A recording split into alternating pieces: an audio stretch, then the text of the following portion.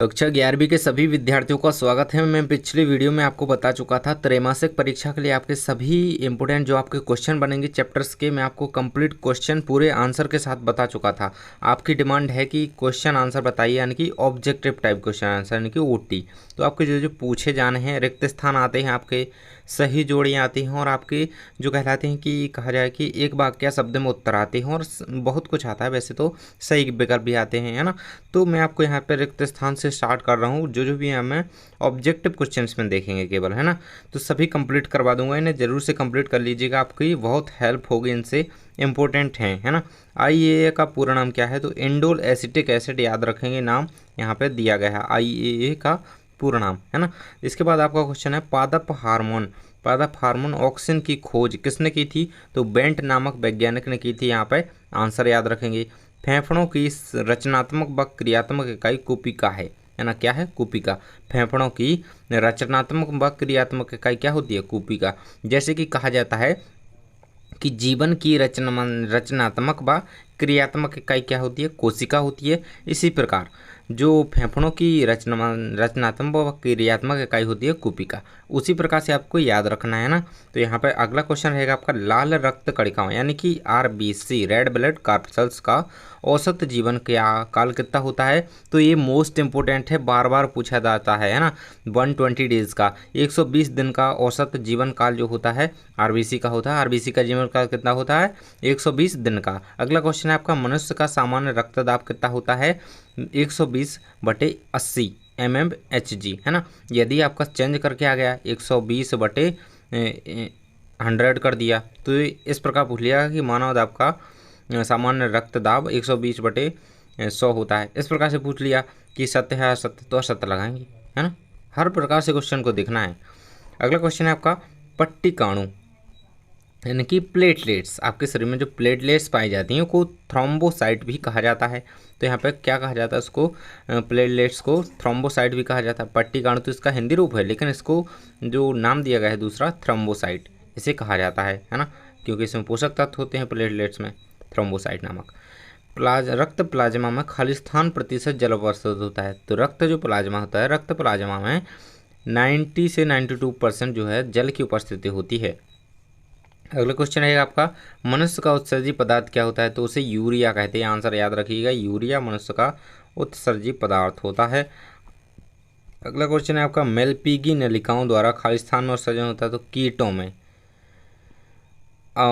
याद रखना कि मेलपीगी नलिकाओं के द्वारा जो होता है वो कॉकरोच होता है, इसमें भी होता है ना। तो वो कीट के अकॉर्डिंग ही आते हैं, सब याद रखेंगे। अगला है आपका मनुष्य में खालिस्तान जोड़ी पसलियाँ पाई जाती हैं। तो 12 जोड़ी पसलियाँ मनुष्य में पाई जाती हैं। मानव शरीर में कुल 206 पसलियाँ पाई जाती हैं, यानी कि 206 हड्डियाँ, संख्या याद रखेंगे। प्रतिवर्ती क्रिया का नियंत्रण मस्तिष्क के किस भाग से होता है? तो मेरुरज्जु से यहाँ पर नियंत्रण होता है प्रतिवर्ती क्रिया, है ना। आंसर याद रखिए, प्रतिवर्ती क्रिया का नियंत्रण मस्तिष्क के मेरुरज्जु से होता है। पिछले वीडियो के सभी क्वेश्चन के आंसर देख लीजिएगा, जो कि आपके 2, 3, 4 अंक के सभी क्वेश्चन बनेंगे, सभी बता दिए हैं, जा करके देख लीजिएगा।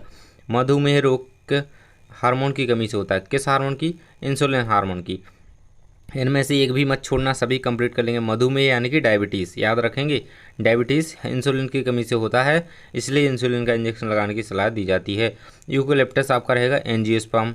एंजियोस्पर्म का पौधा है यूकेलिप्टस।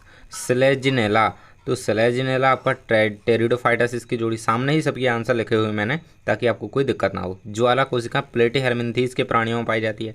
गोल क्रेमियस के हेलमिन्थीस आपके चैप्टर में है नहीं, है ना। वर्तिकाग्र जायंग। फ्लोएम भोजन का परिवहन, है ना। पौधों में भोजन का परिवहन कौन करता है? सभी के आंसर सामने लिखे हुए हैं, कोई दिक्कत नहीं है। फ्लोएम जो होते हैं वो भोजन का परिवहन करते हैं पौधों में। और जाइलम का याद रखेंगे कि जल का परिवहन। फ्लोएम फूड का, जाइलम जल का। केंचुए एनिलेडा संघ का प्राणी है ना, केंचुआ। कॉकरोच है वो आर्थ्रोपोडा संघ का प्राणी है। तो आर्थ्रोपोडा संघ का ही, संघ के जो प्राणी होते हैं, ये याद रखेंगे कि आर्थ्रोपोडा संघ के जो जो प्राणी होते हैं उन सभी में मेलपीगी नलिकाओं के द्वारा उत्सर्जन होता है। यही मैं आपको पहले बताने का प्रयास कर रहा था, कॉकरोच, है ना। तो मेलपीगी नलिकाओं द्वारा यहाँ पर उत्सर्जन होता है आर्थ्रोपोडा के प्राणियों में, जैसे कि कॉकरोच हो गया। केंचुआ एनिलेडा का प्राणी है। राइबोसोम 70S 30S होते हैं, तो राइबोसोम की 70S में जाएगी, है ना। यहाँ पर रहेगा DNA निर्माण, तो एस अवस्था आंसर रहेगा आपका एस अवस्था। क्लोरोफिल तो Mg, यानी कि क्लोरोफिल में क्या होता तो होते हैं तो मैग्नीशियम। ज्वरीय आयतन तो 500 ml, तो ये कहीं से इंपोर्टेंट निकाली गई हैं, उसके अकॉर्डिंग मैं यहाँ पे बता रहा हूँ। यदि ऐसी पूछी जाती है तो सीधा आंसर आएगा 500 ml, है ना। इसका क्या है ये अभी कुछ क्लियर नहीं है। अमीनोटेलिक मछलियाँ, बिलरूबिन पित्तरस में होता है ना। एसिटेबुलम गुहा, श्रोणी मेखला। पीयूष ग्रंथि मास्टर ग्रंथि कहलाती है, बहुत ही इंपॉर्टेंट है ना। पीयूष ग्रंथि मास्टर ग्रंथि कहलाती है, आपके शरीर की मास्टर ग्रंथि से कहा जाता है। मटर के आकार की ग्रंथि भी कहा जाता है ऐसे पीयूष ग्रंथि को, है ना। अगला क्वेश्चन है आपका यकृत। यकृत का सबसे बड़ी पाचक ग्रंथि है आपके शरीर की यकृत। मानव शरीर की सबसे लंबी अस्थि होती है फीमर, है ना, थाई, यानी कि जांघ में पाई जाती है, जांघ की हड्डी फीमर कहलाती है।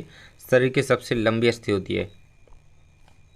आगे हम देखेंगे एक शब्द या वाक्य में उत्तर। सभी लोग टेलीग्राम ग्रुप से जुड़ जाएंगे, क्योंकि वहाँ पे हम आपको बहुत ही ज़्यादा इंपॉर्टेंट टॉपिक और जो आपके इंपॉर्टेंट क्वेश्चन पेपर होते हैं, इंपॉर्टेंट क्वेश्चन होते हैं, इंपॉर्टेंट क्वेश्चन के जो PDF होते हैं, जैसे यही PDF हो गया मान लो, तो इसका PDF आपको कहाँ मिलेगा?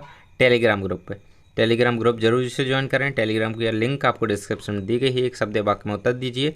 विषम बीजाणुकता किस पौधे में पाई जाती है? तो सेलेजिनेला। सभी के आंसर लिखे हुए हैं। शैवाल में पाए जाने वाले बड़क का नाम लिखिए। इस शैवाल में A और B, है ना। शैवाल में 2 प्रकार के बड़क पाए जाते हैं, बड़क A और B, है ना। क्लोरोफिल A और B। पक्षियों का हृदय कितने कक्षीय होता है? Most important question. पक्षी हृदय 4 कक्षीय होता है, पक्षियों का हृदय। संघ आर्थ्रोपोडा में उत्सर्जन किस रचना द्वारा होता है? तो देखिए मैं अभी बता चुका हूँ, मेलपिगियन नलिका, मेलपिगी नलिका। ग्रीन ग्रंथि भी कहा जाता है, याद रखेंगे। मटर का वानस्पतिक नाम क्या है? पाइसम सटाइबम। तो आपको वानस्पतिक नाम यानी कि जो बॉटनिकल नेम होते हैं भी जरूर से याद होने चाहिए। पाइसम सटाइबम होता है मटर का। आम का याद कर लेंगे, मैंजीफेरा इंडिका। और राना टिग्रीना, मेढक का याद रखेंगे। अंतःकोष्ठ में उपस्थित पदार्थों के नाम टैनिन व रेनिन होते हैं, रेजिन, है ना। टैनिन, अंतःकोष्ठ में उपस्थित पदार्थों के नाम टैनिन, रेजिन। अगला क्वेश्चन है आपका जाइलम पैरेन्काइमा की भित्ति किस पदार्थ की बनी होती है? तो सेल्यूलोज की बनी होती है। इसके बाद है अस्थि को अस्थि से जोड़ने वाले ऊतक को क्या कहते हैं? तो अस्थि से अस्थि जब जुड़ती है तो उसे लिगामेंट कहते हैं। जब पेशी से पेशी जुड़ेगी तो उसे टेंडन कहेंगे। तो ये आपको याद रखना है सभी। तो मस्ट कोशिकाएं जो होती हैं कहाँ पाई जाती हैं? तो संयोजी ऊतक में पाई जाती हैं, है ना। तो ये सारे क्वेश्चन जरूर से याद रखेंगे, बहुत ही इंपॉर्टेंट तौर पे मैंने बताए हैं। 10वां क्वेश्चन है आपका जनन कोशिकाओं में किस प्रकार का विभाजन होता है? अर्धसूत्री विभाजन होता है जनन कोशिकाओं में, है ना। जनन कोशिकाओं में अर्धसूत्री विभाजन होता है। यहाँ आंसर याद रखेंगे, जनन कोशिकाओं में अर्धसूत्री विभाजन। सही जोड़ी में भी आ सकता है, एक तरफ जनन कोशिका लिखा है, यहाँ पर अर्धसूत्री, तो इसकी जोड़ी इससे मिलेगी ऐसी, है ना। याद रखिएगा, हर तरह से क्वेश्चन देखिए।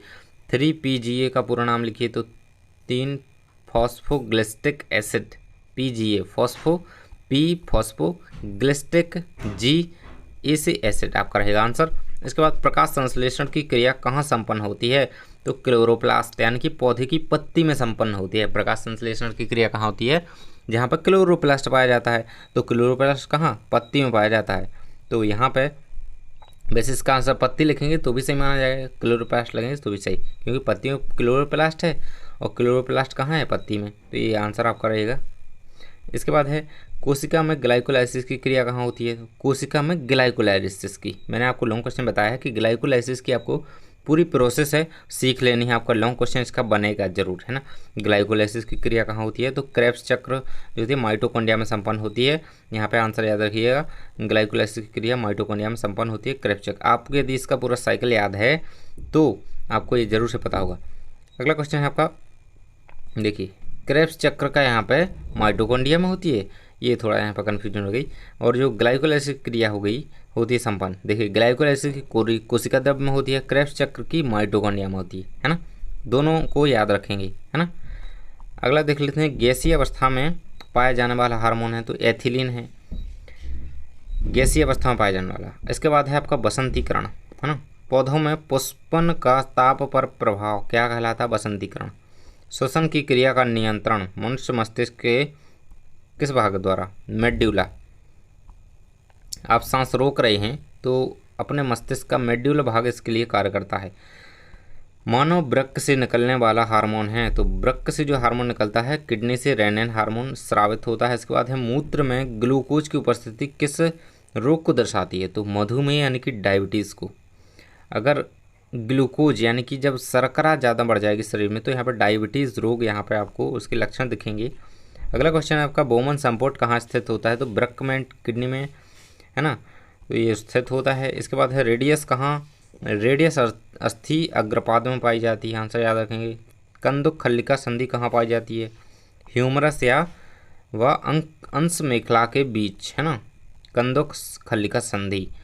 मानव नेत्र में प्रतिबिंब कहाँ पर बनता है, तो रेटिना पर बनता है, याद रखिए 10th से ही पढ़ा है आपने, 10th में है तभी पढ़ा होगा।